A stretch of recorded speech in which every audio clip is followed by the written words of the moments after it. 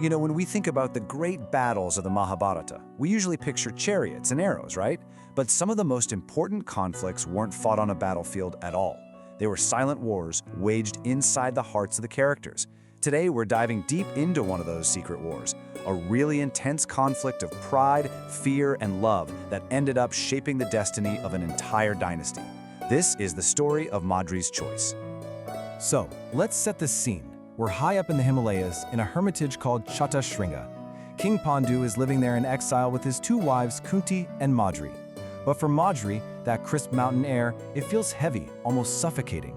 You see, Kunti has 3 sons, and the forest echoes with their names. Madri, on the other hand, has none, and for her, that silence is just deafening.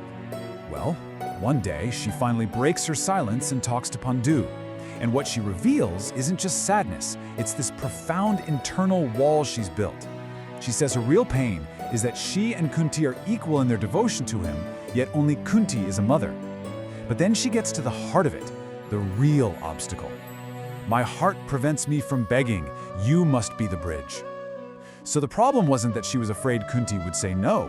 It was her own pride that made the simple act of asking feel completely impossible. So what was really going on inside her head? To get that, we have to take a closer look at the bars of this prison she was in. A cage built from a very specific, very tricky kind of pride. There's a Sanskrit word for this, abhiman. And it's not about being loud or arrogant. No, it's something way more subtle and, honestly, way more dangerous. Abhiman is the kind of ego that disguises itself as self-respect. It's that quiet little voice in your head that whispers, "I'm worthy. I shouldn't have to lower myself by asking for help." And this is where you see this huge disconnect. On the outside, society was pressuring her for motherhood, for heirs to the kingdom, but her deeper internal need was totally different.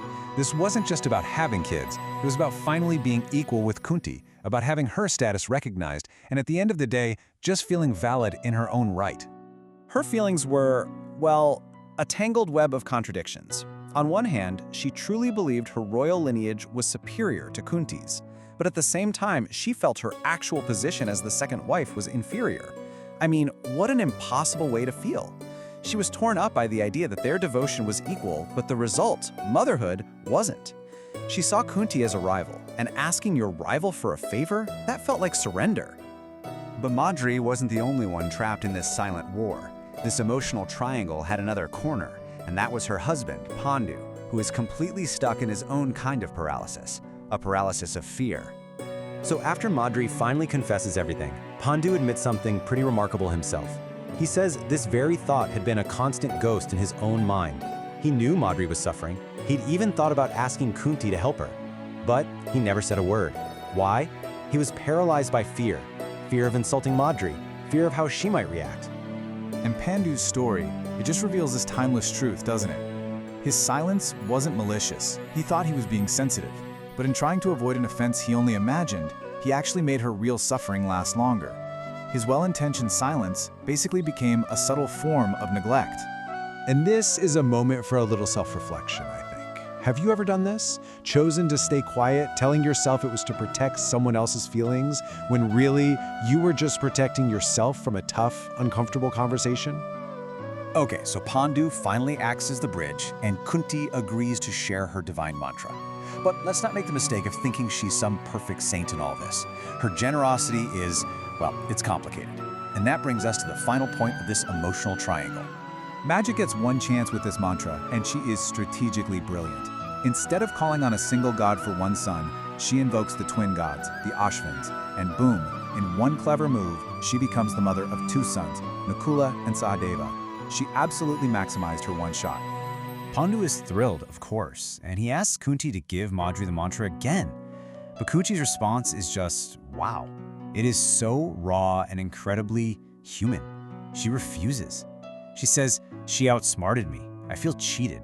I fear being looked down upon by her." I mean, that's not a goddess speaking.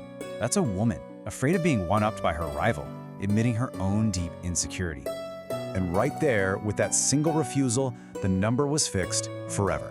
The legendary 5 Pandava brothers. Their number wasn't some grand cosmic plan or a matter of destiny. Nope, it was cemented right here in this all-too-human moment of jealousy and fear. So this undercurrent of pride, fear, and jealousy that's been simmering this whole time, it's all about to boil over. This legacy of unrest is now going to lead directly to a catastrophe. So, years pass. Picture this. It's springtime, a season of desire, and the forest is in full bloom. Pandu sees Madri, and he is just overcome by passion, totally forgetting about the sage's curse, the one that said any act of intimacy would mean instant death. He approaches her, and even though she protests trying to save him, it's too late. The curse takes effect and Pandu dies, right there in her arms.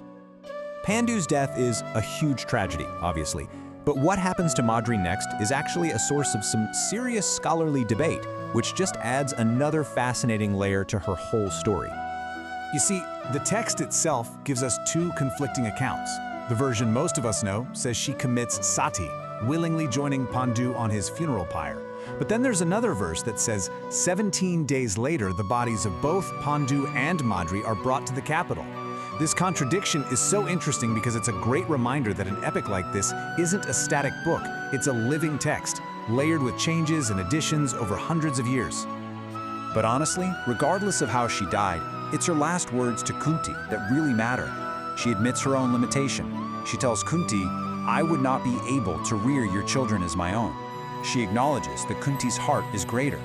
And in this incredible moment of self-awareness, she finally overcomes the pride that had kept her prisoner for so long. And this leads us to the central lesson of Madri's story, I think. External solutions don't always heal internal wounds.